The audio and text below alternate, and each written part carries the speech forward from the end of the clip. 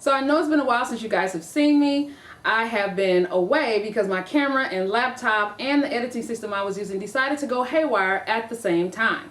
So I had to get all that together so I can bring you guys a holiday series this year. Somebody wrote me a comment the other day and said, you know, we felt kind of cheated last year, and last year I was sick, so I'm feeling great now. So I got some recipes together and I hope you guys really enjoy them.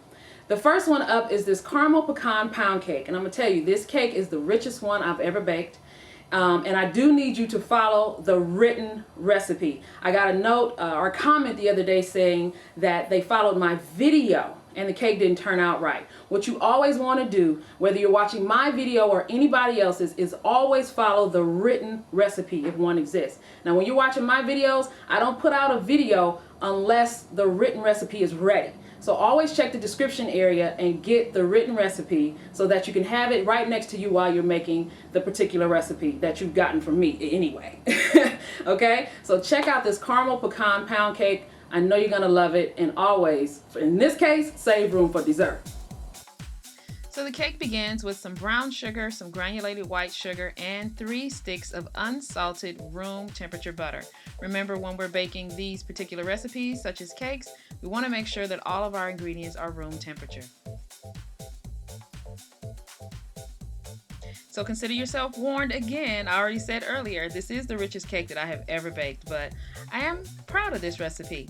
So I'm going to take all of the butter and both of the sugars and whip them really well together, about 3 minutes. So now that the sugar and the butter are whipped really well, now we're going to add, and see, that was an accident. You need to add the eggs one at a time, but mistakes happen. Just make sure you beat the egg completely before adding the next one. And so that's what I'm going to take the time and go ahead and do, since I dropped 2 by accident. After all of the eggs are added and everything is whipped together and well incorporated, and you do need to scrape down your bowl once or twice during this particular step, go ahead and add your pure vanilla extract, and we want to make sure we are using always pure vanilla extract, okay?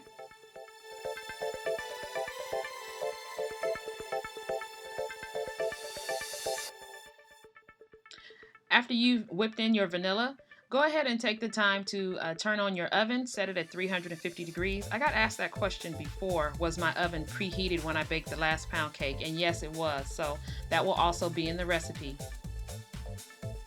So I wanted to take the time and show you how to properly measure when baking. Remember, baking is a science and the measurements need to be exact. So go ahead and measure your cake flour. That's what I'm measuring here. And put the flour in the cup and then use the back of a knife to shave off the excess. And do that for all of your measurements. Do not use heaping measurements unless you are instructed to do so in the recipe. The same thing is going to happen with the baking powder. So our total dry ingredients consist of cake flour, baking powder, and some kosher salt. Now, because I use kosher salt, the kosher salt never goes through my mesh sifter. So what I do is lift it up and throw it directly into the bowl, and then I continue to sift the rest of the ingredients. The next thing I want to answer, because I know someone is going to ask, is if you don't have cake flour, can you use regular AP or all-purpose flour? And the answer is yes, but you will need to sift it. Then what you're going to do is just add half of the dry mixture into the wet mixture and blend.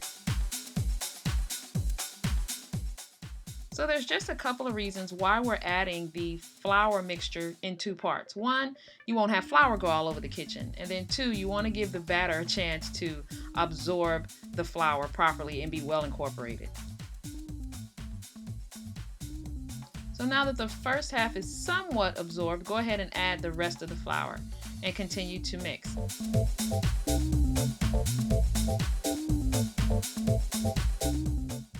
At this point, I'm just going to stop and grab my spatula because I want all the flour to be well incorporated from the sides. So give your bowl a good scraping and then continue to mix.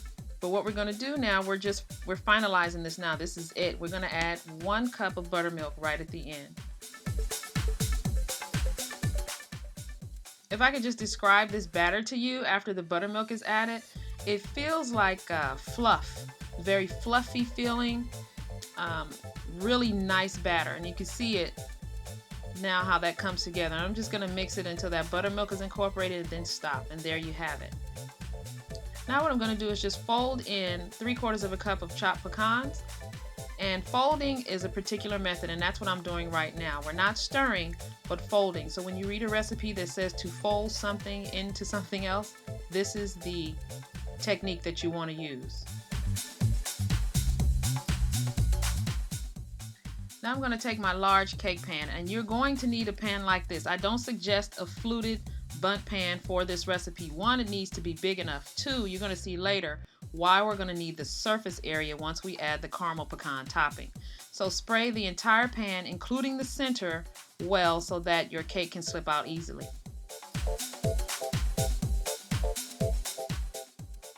Okay, so go ahead and pour your cake batter right into your pan, and then we're going to give it a little shake and a little bit of a shimmy, and we're going to go ahead and bake it off. The cake is going to bake for 55 minutes to 1 hour at 350 degrees. And don't try to memorize the recipe or worry about the measurements. I'm going to provide the links for you below, and it's going to take you to gdseasoning.com. Okay, so the cake is out. We're going to let it rest in the pan for about 10 minutes before we remove it, and then you're going to place it on a cooling rack. Your house is going to waft of butter and sugar and pecans. Trust me on this one. So here's an important tip to know about making the topping. Do not start making this topping until the cake has been cooling for at least 45 minutes. And there's a method to the madness, and I want to make sure you have the right product at the end. So the cake at this point has been resting and cooling in the dining room for about 45 minutes. Now let's make this caramel. So we have 4 tablespoons of butter. We have some light brown sugar and some corn syrup. Now the reason I have you starting the caramel later, so much later after the cake has come out of the oven, is because the caramel is also going to need time to set. So that way we're working with a cool caramel sauce with a cool cake. The other thing you need to know about this caramel sauce is that the longer it sits, the thicker it gets. So I time this out so that once it's cool, the cake is definitely totally cool, and you're not working with too stiff of a caramel. So we're going to let that caramel come up to a boil for about 3 to 4 minutes. Let it just sit there and look like beautiful brown lava for about 3 to 4 minutes. Then what you're going to do is turn the heat off. Turn the heat off before you start to stir in the heavy cream. Then once all the heavy cream is stirred in, what you're going to do is let the caramel again return to a boil for about 3 to 4 minutes. This is not a step that I suggest you have the kids help you with. You need to make this on your own because hot sugar does not go with skin. Trust me on that one, okay? So be very careful while you're dealing with the caramel.